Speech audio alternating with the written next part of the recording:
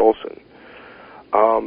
Frank Olson was born July 17th, 1910, and passed away on the 28th, 1953. So I guess they're taking his character and bringing him into a real-time scenario. It was a very curious case. Olson's death was initially ruled a suicide, but this verdict has been disputed. He was a chemist with the Army's top Special Forces operations at Fort Detrick, which is in Frederick, Maryland. He was supposedly involved in MK Ultra, and the film is basically a satire, I guess, on himself and on people like him. But I just thought it was curious that this movie, The Fourth Kind, is coming out, and Menace Therakotes is coming out. I wish that the movie was more of I think that the movie would have been more successful if it was a more serious movie that dealt with the MK Ultra. Like, what if they made a movie about that? What if they made a movie about MK Ultra and how the CIA is involved on mind control and stuff like that? I mean, I think people would be more interested in that than, just putting a spin on it and saying, oh, well, ha ha, this is funny. This guy stares at goats and kills them. It's unfortunate, but maybe someone will pick that up and make a movie about that. About MK Ultra itself. Our next story is UFO, a result of a rocket test, and it comes to us from IOL.com. It was written by Sean Smiley, and it reads as follows. It came from outer space, a strange object blazing across the Johannesburg sky. That is what it seemed, a UFO, and with it on Sunday night came floods of calls to observatories and radio shows. Witnesses reporting seeing a pulsating light with a halo and a second object that followed it. But by yesterday, astronomers knew it had been caused by a U.S. space rocket performing tests after it had been released by its satellite payload. The object was seen over South Africa on Sunday. Calls were just beginning to flood in, said Melanie Spark, a student of astronomy at West Cape. Claire Flanagan of the Johannesburg Planetarium said, one man said he was jackal hunting and had watched the object through the scope of his rifle. Flanagan received many calls not only from Johannesburg, but from Klerksdorp, Rustenburg, and from Free State too. Spark was able to track the object's flight path. Soon it was spotted in Italy. So apparently this was a major sighting that the government is shaking off as a rocket test.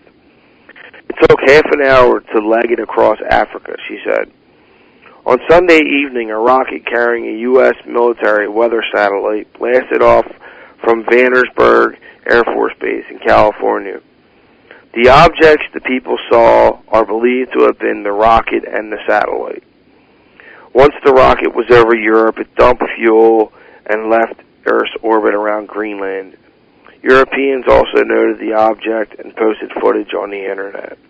So this was not just a localized sighting. This was apparently, and I've looked into this. I mean, I spent a good half hour looking more into this sighting. I did not find, I found a few, I found 3 sightings in Italy that coincide with this sighting chronologically.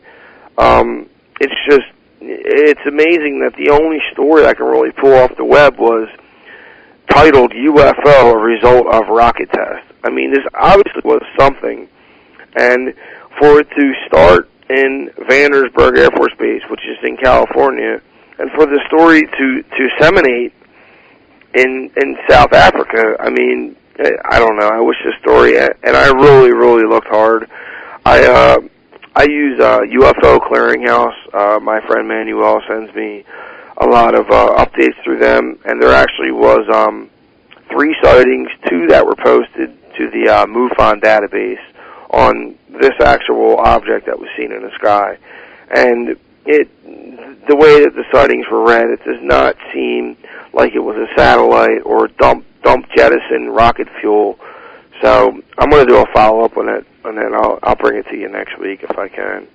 But unfortunately, there wasn't too much besides eyewitnesses, and it was mostly written in Italian, so I didn't have a chance to translate that for you guys. Our next story comes to us from ReporterNews.com. It's from Abilene, Texas, and it's titled, HECO Residents Report Unidentified Light Sightings. It's written by Jan Pratt. This was written on the 21st of October, and it reads as follows. Jerry McAdams, publisher of the HECO News Review, said he believed people who said they witnessed strange lights in the sky in Earth County in 2008, but never saw them himself. Now he has joined those who say they have personally witnessed bright lights hovering in the sky, unlike anything they have ever seen before. So I'm assuming these are attributed to the Stevensville sightings in Texas. McAdams said that as he was leaving a HECO ISD school board meeting Monday at approximately 8:30 p.m., he saw a couple of fixed lights in the west towards Dublin. He said they disappeared after 10 or 15 seconds, and then another pair popped up and stayed for a few seconds. Then 10 to 12 minutes after that, he saw more lights which seemed to come from a different altitude. I don't know how far away the objects were, he said. They could have been 1 or 30 miles away, but they all were from the same direction and in the same proximity. He said the amber lights were constant rather than blinking, as in the case with airplanes. He also said there was no noise and the lights seemed to be at different distances and altitude. I'm sure there must be an explanation, but I don't know what it is, McAndrew said. He said he understood that several other people observed the same lighting. The Stevensville Empire Tribune reported that 2 Dublin area residents who wanted to remain anonymous said they saw all kinds of lights across the sky on that Monday night. One man said he was not ready to say he saw an alien aircraft, but he believed the unidentified lights were definitely impressive. Several sightings were reported in Earth County in 2008. As a result, representatives of the Mutual UFO Network, or MUFON as we know them met with residents at the Rotary Building in Dublin to talk with eyewitnesses and gather information for further analysis. So these are just more stories that are attributed to the 2008 Texas sightings, which I personally believe are some of the most documented cases that we've had in a very long time, and I very much enjoy seeing any story that's attributed to them. I know that Angela Joyner on this network speaks of them a lot, and from what I heard, they are definitely the real deal. So any more stories, if anyone else has any more stories from that sighting, please send them along my way to UFO_news247@yahoo.com. Our next story comes to us from the messenger.uk.com, and it's titled, Lights in the Sky Above Alteryx Too Big for Chinese Lanterns, The Elusive Chinese Lanterns. And it's written by Robert Downs. The story reads as follows. Messengers read Alex Osborne spotted this strange light in the sky above Bowdoin on Tuesday night. He told Sam earlier today, I was listening to Radio Manchester this morning and heard an interview with a woman who saw a UFO over Alteryx last night. Well, I was in Bowdoin and saw the same thing too and managed to get a few pictures.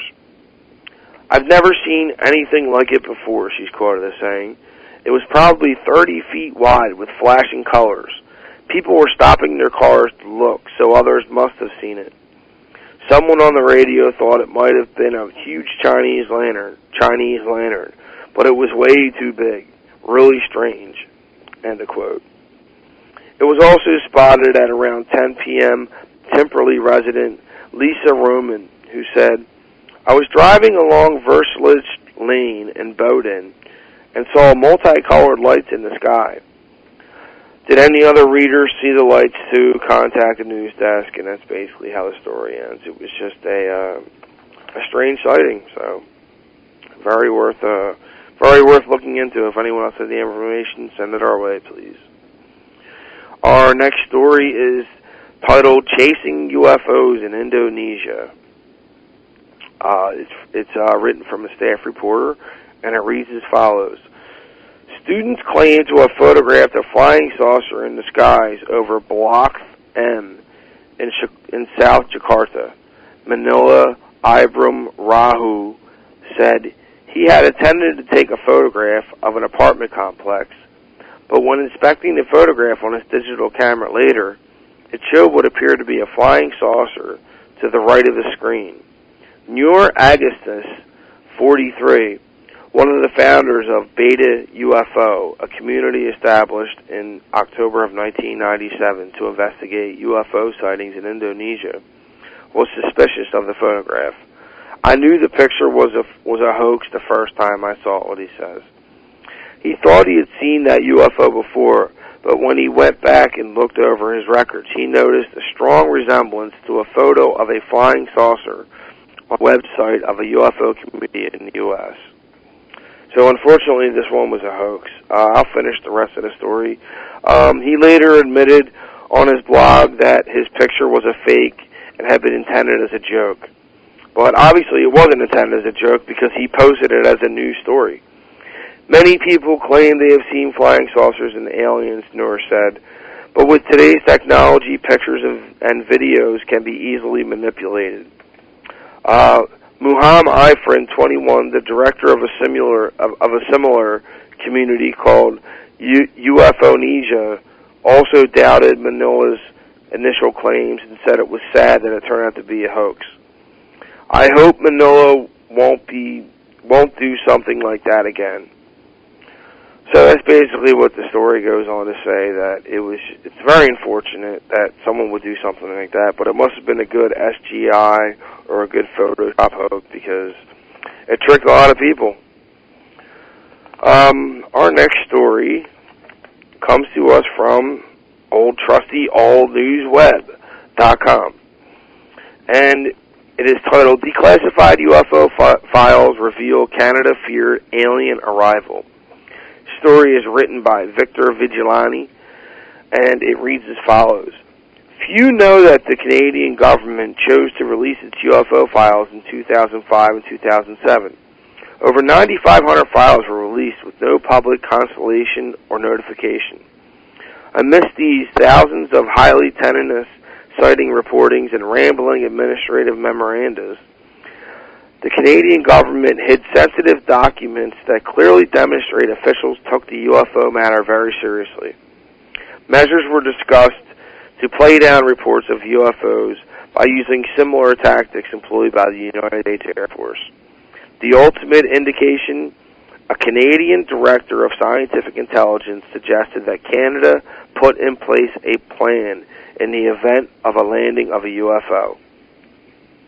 This controversy is fueled by the clear admission that Canadian officials in the Ministry of National Defense regularly discuss tactics and policies on how to play down the UFO phenomenon as far back as 1950, which I'm sure is the same thing that our government has done and continues to do. One second. By hiding these files in plain sight, did the Canadian government attempt to deceive its citizens by proving it could be a master of misdirection, or was it a simple case of bureaucratic pragmatism? Unlike the British Ministry of Defense and the French, Brazilian, and the Danish government releases of their UFO files in 2007, 2008, 2009, amidst widespread international press coverage, the Canadian government chose to make their UFO file release a virtual non-event. As demonstrated by the total absence of media coverage or public constellation, Canadian officials were quite successful in concealing its UFO involvement. No one outside of a handful of UFO research experts were aware that Canada had even set up an archive UFO database. Released initially in 2005 of August, then more files in December of 2007, no international, national, or local notification or press coverage accompanied Canada's mass data dump of UFO information.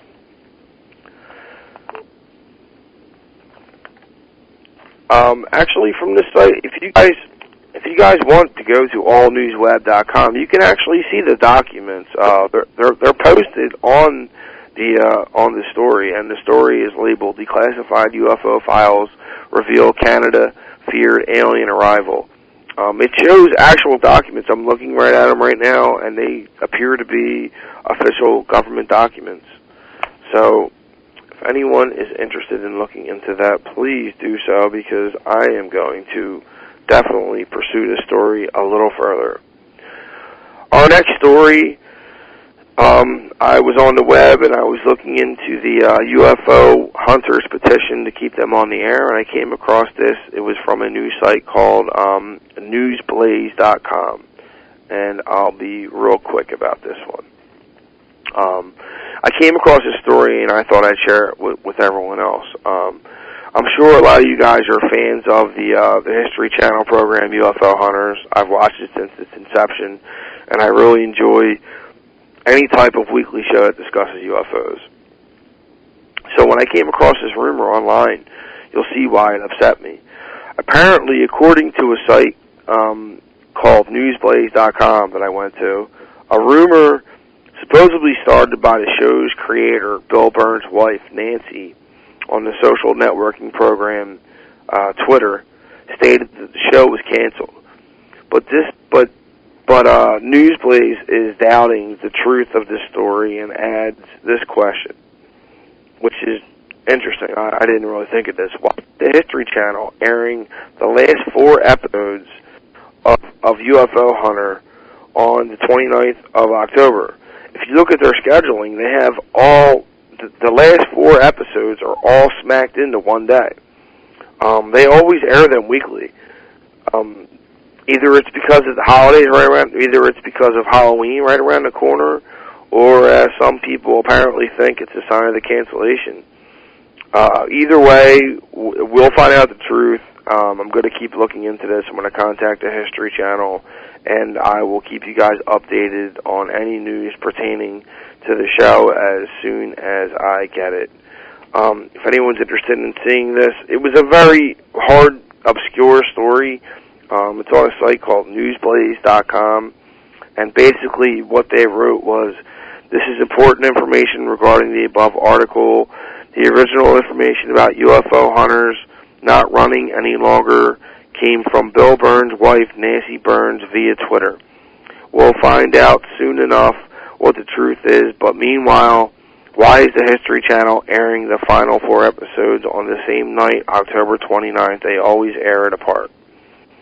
So, that's basically, I mean, there is a petition out there. I think that Joe Montaldo also has it on the iCar website. There's a petition out there to keep the show on the air, and I really hope that I've signed it multiple times, and I really hope people will keep that show alive, because people can say what they want about the other. I don't even know the other 2 guys' names on there, the skeptics or whatever their names are. But I really do enjoy that, because they came to my neighborhood, into my backyard in Bucks County, when we had that big sighting in January of 2008. So that will conclude this episode of UFO News. And like I said before, if anyone has any stories or something that you think we'd like to air, please send it to UFO_news247@yahoo.com. And my name is Jesse Hobbs, and until next episode, I will leave you with keep looking up. Take care, everyone.